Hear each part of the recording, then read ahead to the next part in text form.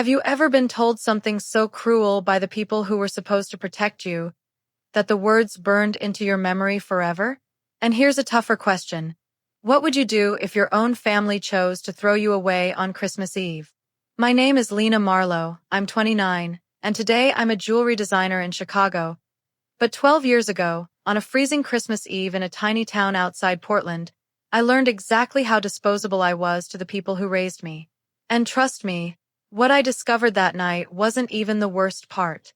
Because 12 years later, I walked back into their Christmas Eve charity gala holding the one secret that would crack their perfect world in half.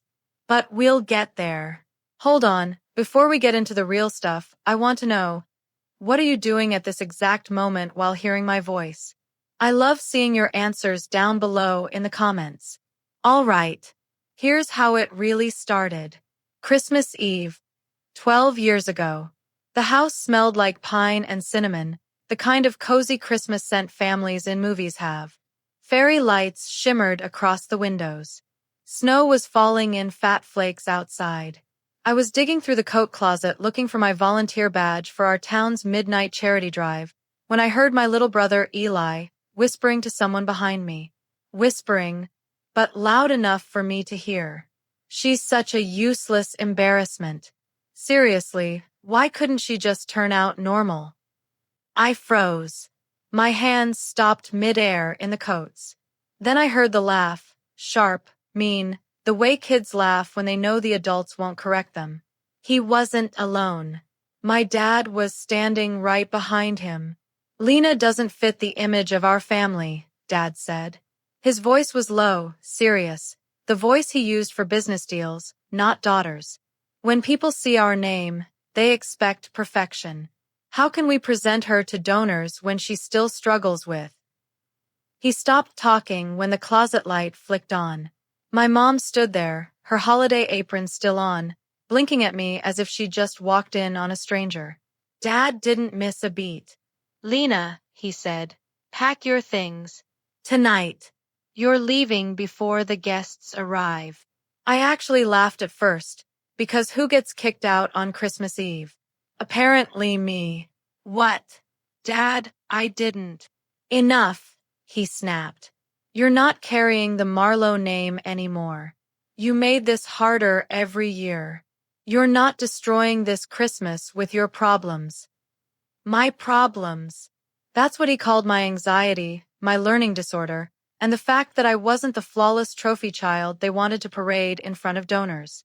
Mom stepped forward, and for a second I thought, finally she'd defend me. But her voice came out small. We can't have a scene tonight, Lena. You know how important these people are. That was it. 16 years of pretending we were a loving family, shattered in under a minute. Eli grinned at me, that smug little smirk only a teenage boy can make, and murmured just loud enough. Told you. No one wants you. My heart dropped so fast it felt like it cracked on the way down. I packed in under 10 minutes. A hoodie, jeans, my sketchbook, and the tiny silver locket my grandma gave me years earlier. The only thing in that house that felt like love. When I stepped outside, snow hammered my face. It was below freezing. My sneakers soaked through instantly. I didn't even have gloves. But then, my phone buzzed. Unknown number. Lena, sweetheart? My breath caught. Grandma June. My dad's mother. The one person they couldn't control. Her voice was warm, urgent. Don't you dare stay out in that cold. Come straight to my cabin. I'm waiting. Front lamp is on. That was the first time I cried that night.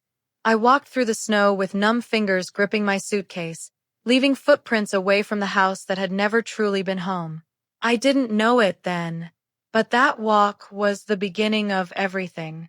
The pain, the rebuilding, the revenge, and eventually, the truth that would unravel the Marlowe empire.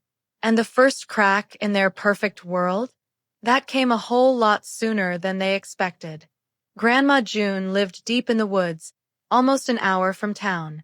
A narrow road curved through rows of pine trees so tall they blocked out half the sky. The closer I got, the more the world softened under the blanket of snow. By the time her cabin appeared, small, warm, glowing with golden light, it felt like I was stepping into some kind of Christmas snow globe. She opened the door before I even made it to the porch. "Oh, honey," she whispered, pulling me into the softest hug I'd had in years. "Your face is frozen. Come inside before you turn into an icicle." I melted into her arms like I was 5 again. Her cabin always smelled like peppermint tea and firewood. Stockings were pinned above the fireplace, and a handmade wreath hung on the staircase. Everything about that place felt alive, unlike my parents' driveway, which felt like walking through a museum where nothing belonged to me. She sat me by the fire, wrapped me in a knitted blanket, and placed a mug of steaming cocoa in my hands. "Start from the top," she said gently. And I did. The words came out shaky, broken. I told her what Dad said. The way Eli laughed. The way Mom didn't defend me. How they disowned me like I was a stain they were scrubbing out before guests arrived. Grandma June didn't interrupt once. When I finished, she let out a long, steady breath, like she'd been holding it for years. "I knew your father cared about reputation," she said.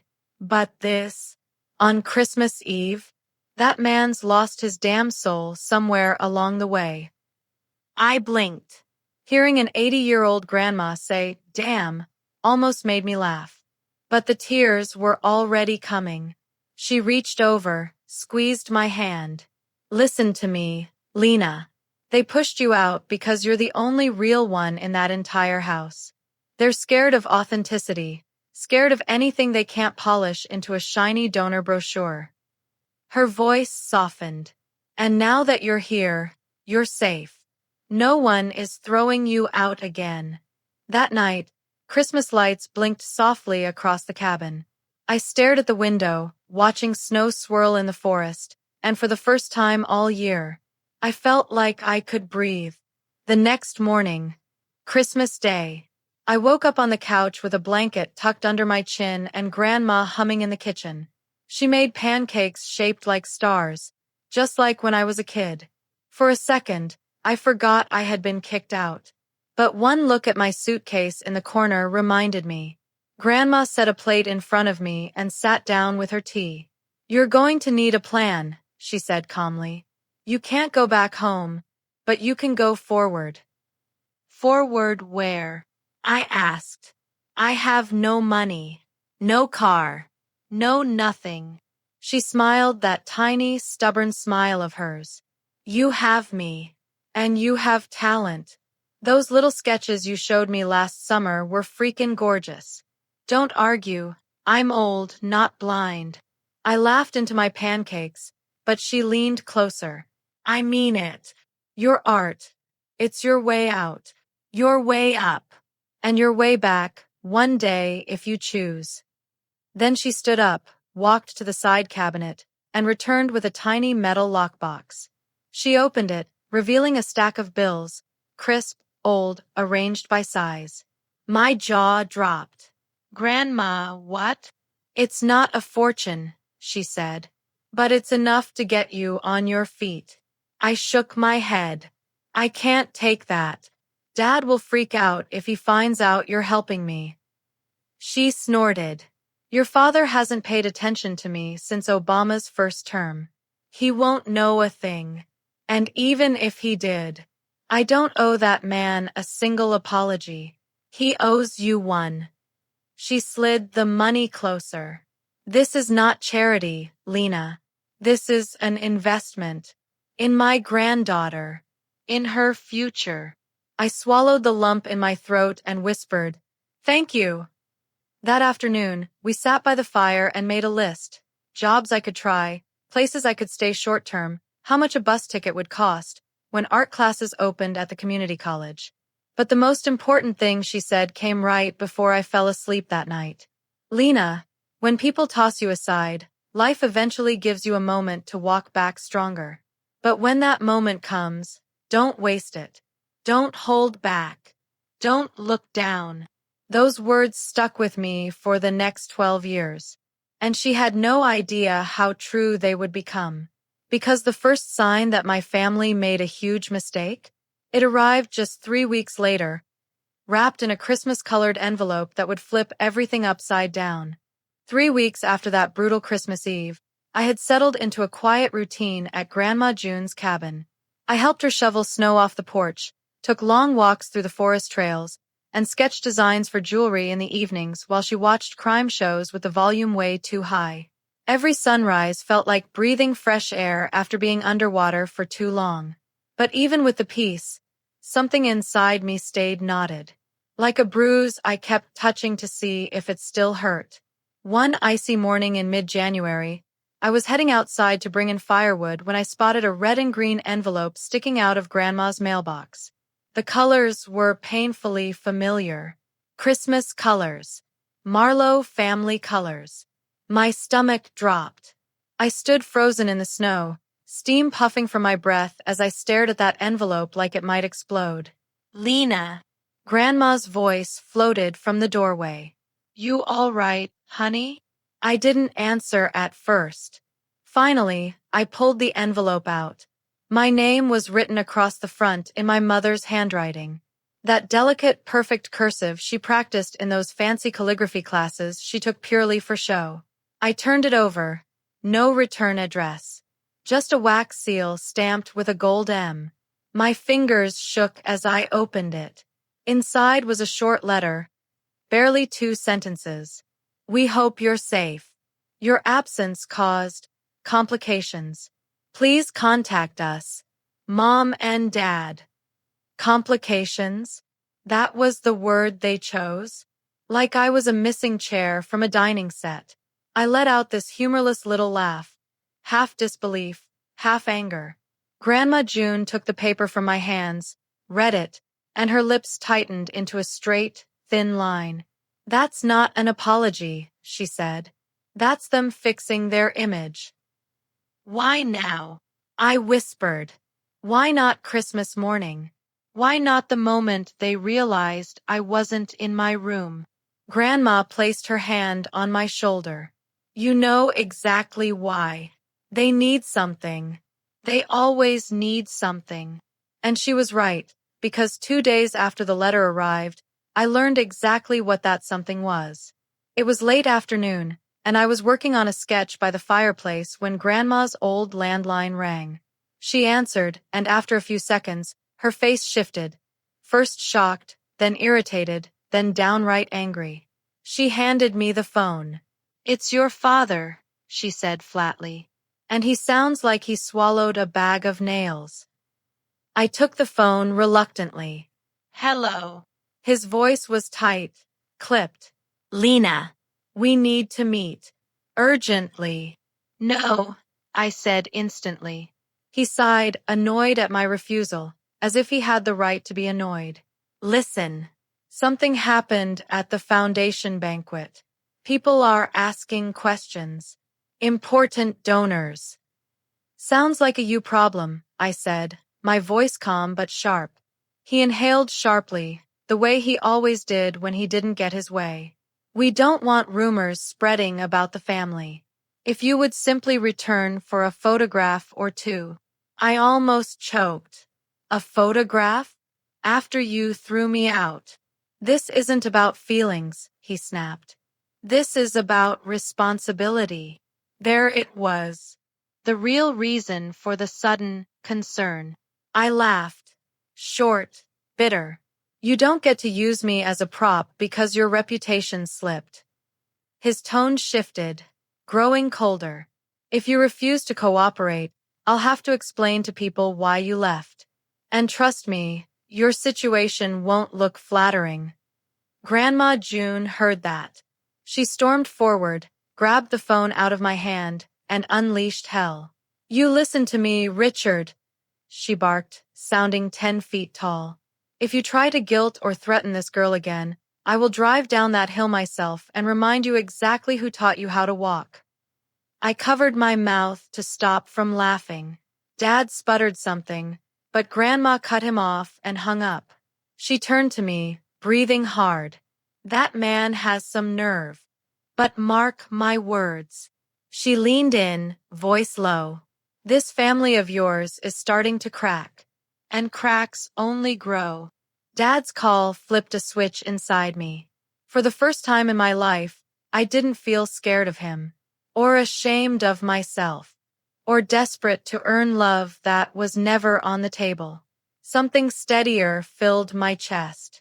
Determination. Maybe even fire. That night, I sat at Grandma's kitchen table long after she fell asleep.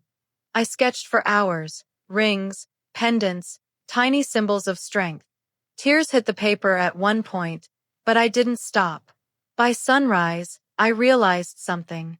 I wasn't going back to them. Not as a prop. Not as a scared kid. Not as their disposable daughter.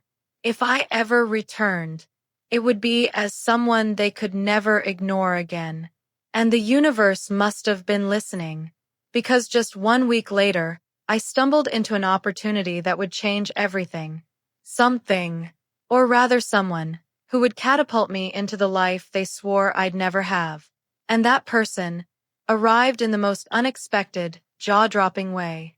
A week after that phone call, the one that basically confirmed my family saw me as a walking PR band-aid, I was at the local town market with Grandma June. It was one of those icy winter mornings where the cold bites your nose, but the sun is bright enough to make the snow sparkle like glitter. I brought along a small box of handmade jewelry pieces I'd been working on. Nothing fancy, just silver wire rings and tiny pendants shaped like moons and stars. Mostly practice pieces. Bring them, Grandma had insisted. You never know who might see something special. I rolled my eyes at first, but she had this look, the kind where saying no felt illegal. So I brought them. We wandered between booths selling maple candy, knitted socks, and handmade candles.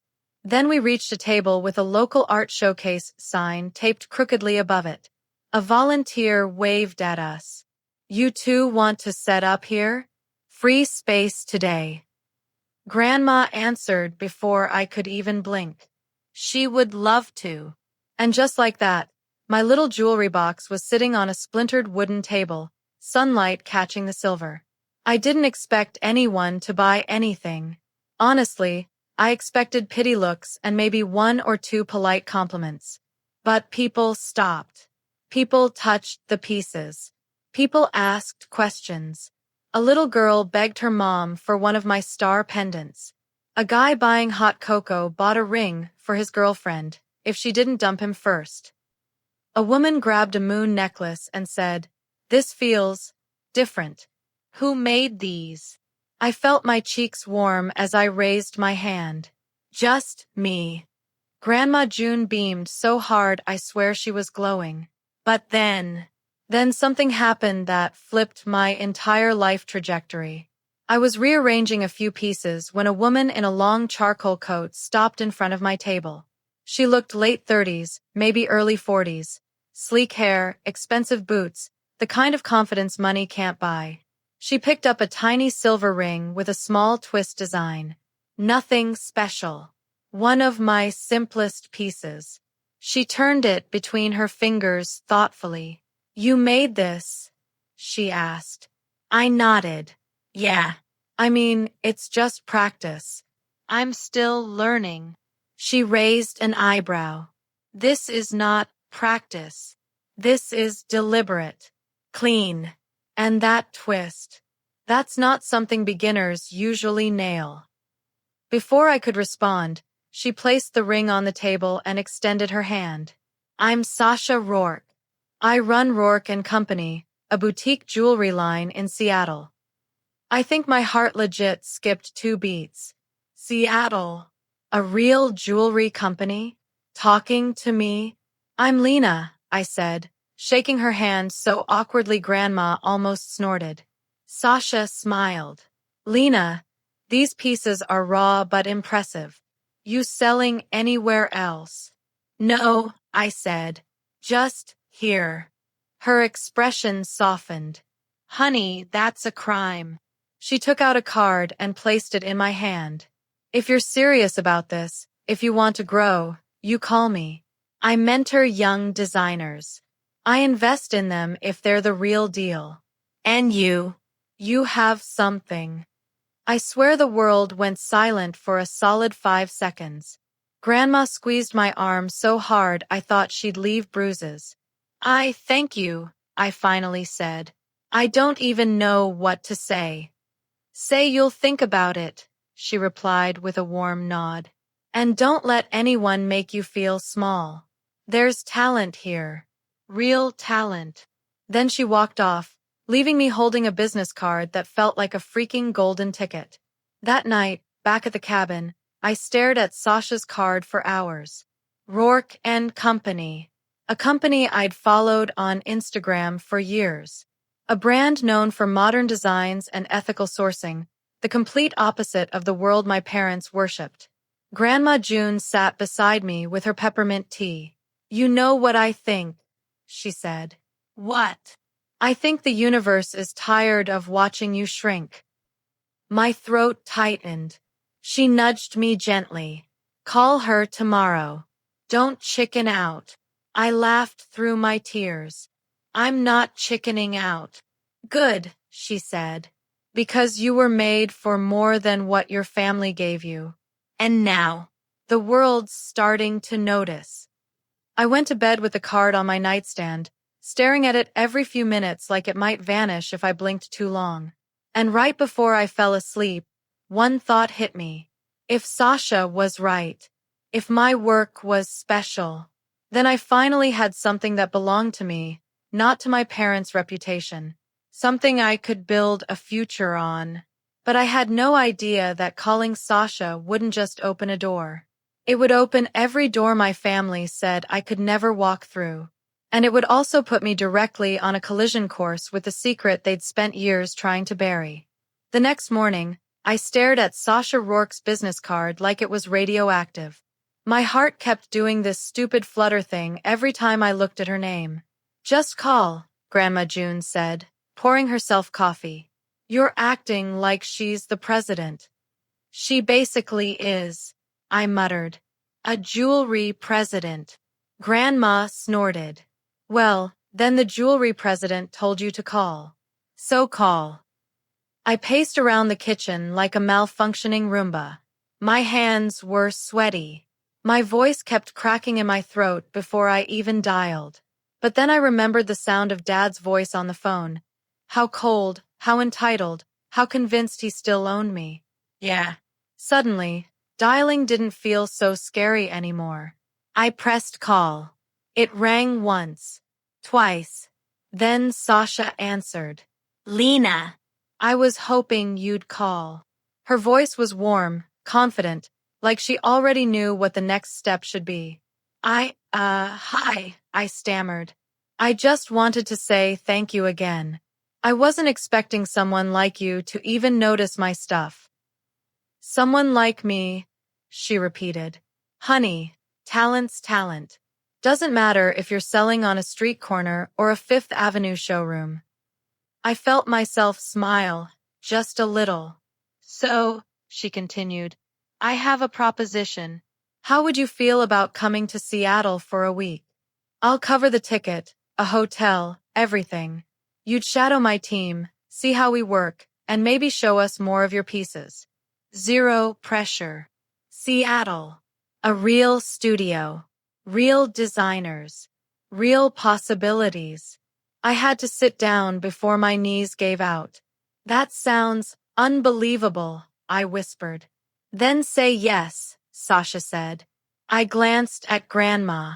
She gave me a firm nod, mouthing, You better say yes or I'll say it for you. I took a breath. Yes. Sasha clapped her hands through the phone. Perfect. Email me your full name and I'll send over the travel confirmation. Welcome aboard, Lena. When I hung up, I expected to scream or cry or jump up and down. But instead, I just sat there, stunned, like the world had pivoted under my feet. Grandma placed her hand on my shoulder. See? She said softly. Good things stick to people who deserve them. 2 weeks later, I was walking through the glass doors of Rourke and Company, wearing a thrift store coat and the necklace I'd made for myself back in the cabin. The studio was nothing like the cold, sterile Marlowe Foundation events my parents dragged me to. This place buzzed with energy. Tables covered in gemstones, sketches pinned on corkboards, designers with dyed hair and nose rings laughing over coffee. It felt like the first place I'd ever truly belonged. Sasha greeted me with a hug. "Ready to work?" "Ready," I said, even though my voice cracked. She introduced me to Maya, the head designer, a woman who dressed like she walked straight out of a museum and cussed like a trucker. "Maya will be your mentor this week," Sasha explained. Maya looked me up and down, then nodded approvingly. "All right, kid. Show me your stuff." With shaky hands, I pulled out the small pouch of jewelry I'd made. I expected a polite nod, maybe a "not bad." Instead, Maya slid on a pair of glasses, examined each piece with the intensity of a crime detective, then said, "This twist design is... Lena, this is insanely good.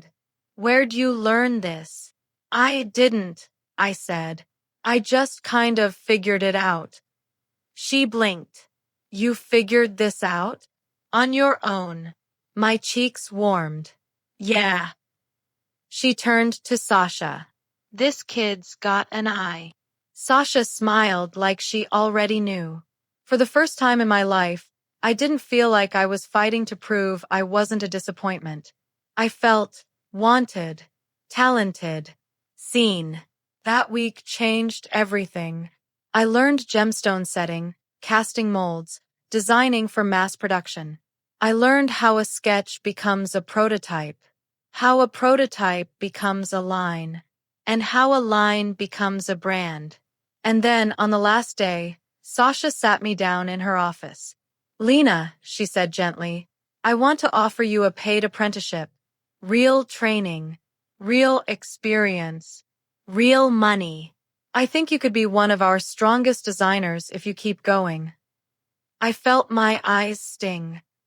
Are you serious?" "Dead serious." I wanted to shout, cry, hug someone, do cartwheels. But then my phone buzzed on the desk. Dad. Calling. Again. Sasha noticed my face fall. "Everything okay?" she asked. I swallowed. "No. But it will be." I let the call go to voicemail. For the first time ever. But here's the crazy part. What happened after that missed call? That's what set the next avalanche in motion. Because my family wasn't just calling to guilt trip me anymore. They were desperate, panicked, and about to make a mistake so huge. It would hand me the leverage I never thought I'd have in my life. When I let Dad's call go to voicemail for the first time in my life, I expected it to feel scary. Like breaking some invisible rule he created. But you know what it felt like? Freedom. Pure, warm, overdue freedom. Still, something about the timing itched at me. Dad didn't call unless there was something in it for him.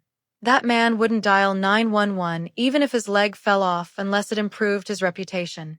So the next day, while I was packing up to fly back to Oregon, curiosity got the better of me. I opened the voicemail. His voice came out stiff, clipped, and, shockingly, nervous. "Lena, call me back. Immediately. We need to talk about the foundation. Something has happened." The foundation. His pride and joy. The center of every Christmas gala, donor event, and photo op. If something was wrong with the foundation, that meant something was wrong with his image. But I didn't call him back. I put my phone face down and zipped my suitcase. Sasha helped me grab a cab to the airport. She hugged me tightly before I left. "Remember what we talked about," she said. "Take the apprenticeship. Don't let fear drag you backward." I breathed in deeply. I'm not going backward. Ever again. But I didn't know the universe was about to drag my family problems straight into my lap. When I reached Grandma June's place that night, she was sitting in her rocking chair by the fireplace with the news on low. The moment I stepped inside, she muted the TV. Honey, she said, you need to sit down. My stomach tightened. Why? What happened? She pointed to the screen. On the bottom ticker, bold white letters rolled across. Marlowe Foundation under investigation. Missing funds reported. My heart dropped straight through the floor. I turned up the volume. A prim news anchor was talking over footage of my family's mansion decorated in Christmas lights. Sources say multiple donors have expressed concerns about missing contributions. Early reports indicate funds may have been redirected without authorization. Redirection. That's a nice way of saying stolen. Grandma rubbed her forehead. Your father is neck-deep in it. Apparently, one of the donors hired a forensic accountant and found irregularities. I sank into the couch. This didn't make sense. Dad cared about money, but he cared even more about appearing squeaky clean. He'd never risk something this sloppy. Unless he thought he could bury it, I whispered. Like everything else. Grandma gave me a sad, knowing look. But now he can't. And suddenly, that voicemail made perfect sense. He didn't call because he missed me. He didn't call because he regretted what he did on Christmas Eve. He called because he needed a scapegoat. I bet he planned to blame me, I muttered bitterly. The daughter who ran off, who acted out, who's unstable. It fits his narrative. Grandma placed a hand on my knee. But he can't do that anymore. You're not a helpless kid. You're not trapped under that roof. I nodded. She was right. I wasn't powerless. But the truth was, this scandal was bigger than a few angry donors. Bigger than bad press. Because the investigation wasn't just about missing money, it was about the people controlling it. And one of those people was my mother. 2 days later, while I was sketching at the kitchen table, my phone buzzed with a text from an unknown number. Lena, it's Maya. Need to talk. Urgent. My pulse jumped. I dialed her immediately. She answered fast, her voice low. Okay, so don't freak out, she said. But my cousin works in accounting at a non-profit registry in Oregon. Your family's foundation popped up in a flagged audit list. Why are you telling me this? I breathed. Because his supervisor said something weird, Maya said. Apparently, someone inside the foundation logged in and quietly edited your profile. My profile? Your file in their system, she explained. The part that mentions family members. I froze. What did they edit? Maya hesitated. Your name. Your involvement. Your status. It looks like. Her voice dropped even lower. Lena, it looks like they tried to make it seem like you handled donor communication last year. My throat went tight. That's what Dad meant. He wasn't just considering framing me. He had already started. Oh my God, I whispered. Maya exhaled shakily. My cousin said the edits were sloppy. Desperate. Probably done too fast. There are digital footprints everywhere. If investigators see it, they'll know it wasn't you. I felt dizzy. My own family tried to drag me into their sinking ship. Grandma put a gentle hand on my back as I repeated everything. Her eyes narrowed to slits. Oh, honey, this is war. And she was right. This wasn't a misunderstanding. This wasn't panic. This was an intentional setup. A setup that could ruin everything I'd worked for. But my family had made one fatal mistake. They underestimated who I'd become. Because right when the investigation was heating up, and right when their lies were about to unravel, I got a message that changed the entire game. Not from my family. Not from the foundation. Not from the investigators. But from someone who had been watching my parents' downfall from the inside. Someone who knew the truth. Someone who wanted to help me take them down. The message came late at night, right when the wind outside the cabin was howling against the windows. Unknown number. Lena. You don't know me, but I've seen everything. And I think it's time you knew the truth. I stared at the screen, adrenaline kicking in. What truth? I typed back. The reply came instantly. Your family didn't just redirect donor money. They used your name in the paperwork to do it. My heart thudded. Before I could respond, another message arrived.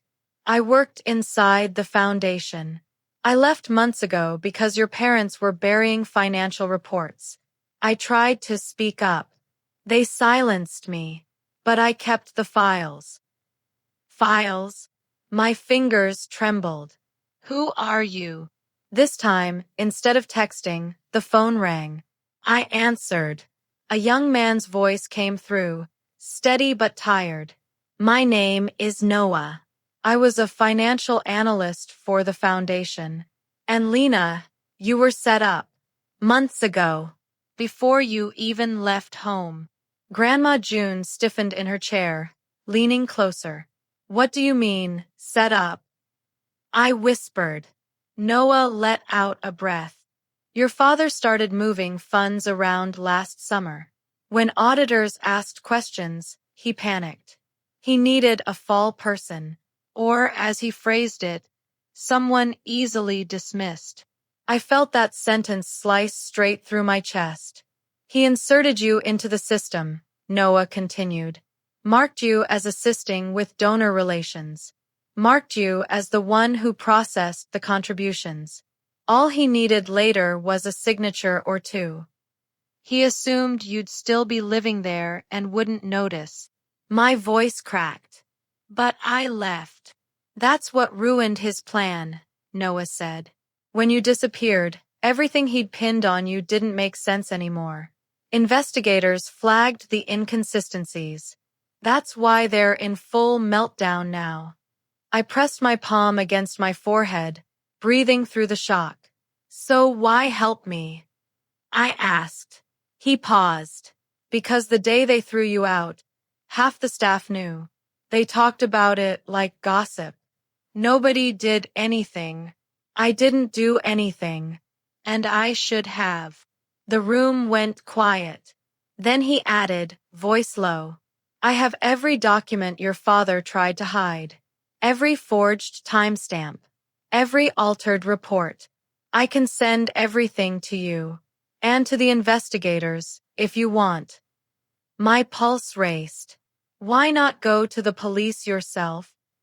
Because, he said bitterly, your family still has power. They'd crush me. But you're outside their reach now. And you deserve the truth. I swallowed hard. Send it. He exhaled shakily. I'll send it tonight. When the call ended, Grandma took my hands. You know what this means, right? She said softly. This is your moment to step into who you've become. Over the next 48 hours, my inbox filled with files, PDFs, screenshots, access logs, transaction trails, all pointing to one thing. Dad and Mom knowingly funneled money out of the foundation and tried to frame me as the responsible party. I didn't cry. I didn't shake. I didn't even feel the old fear. I felt steady, focused, ready. I forwarded everything, anonymously, to the investigation task force. Within hours, they responded. Thank you. This is significant. 2 days later, it happened. News alerts buzzed nonstop on my phone. Marlowe Foundation CEO under criminal review. Investigators confirm attempted internal cover-up. Family accused of redirecting over $2 million. Photos of my parents filled the screen. Mom ducking behind her lawyer. Dad looking gray and hollow. They weren't hosting Christmas galas anymore. They weren't posing in front of donors. They were being escorted into federal offices. And for once, None of it was on me. None of it could be pinned on me. They were standing in the mess they built with their own hands. A week later, while I was helping Grandma decorate early for next Christmas, Tiny felt stars hanging on the staircase. My phone buzzed. Dad. Calling. I stared at it, then hit decline. He called again. Decline. Then Mom. Decline. Grandma wrapped an arm around me. You don't owe them answers, honey. And I realized I didn't. Not anymore. I wasn't that scared girl being shoved out into the snow. I wasn't their lost cause. I was the girl who got a second chance and built something real from it. I stood backstage at a Seattle art fair, wearing one of my own handcrafted pieces, a crescent moon pendant I'd poured my whole heart into. Sasha stood beside me, smiling proudly. My collection was launching that night. Crowds were already filling the hall. I glanced at my phone. A text from Grandma. I'm watching the live stream. Don't forget to smile. And don't forget who you are. I smiled. I knew exactly who I was now. I took a deep breath, stepped forward, and walked into the lights. This time, on my own terms. This time, holding my future in my hands. And somewhere out there, my family finally realized the truth. You can throw someone out. You can underestimate them. You can even try to bury their name. But you can't stop a comeback. Especially one born on Christmas Eve. Thank you for listening to my story. If you felt something, learned something, or just love a good revenge glow up, don't forget to like, share, and subscribe to Silent Revenge Lab. More stories are coming, and you do not want to miss what's next.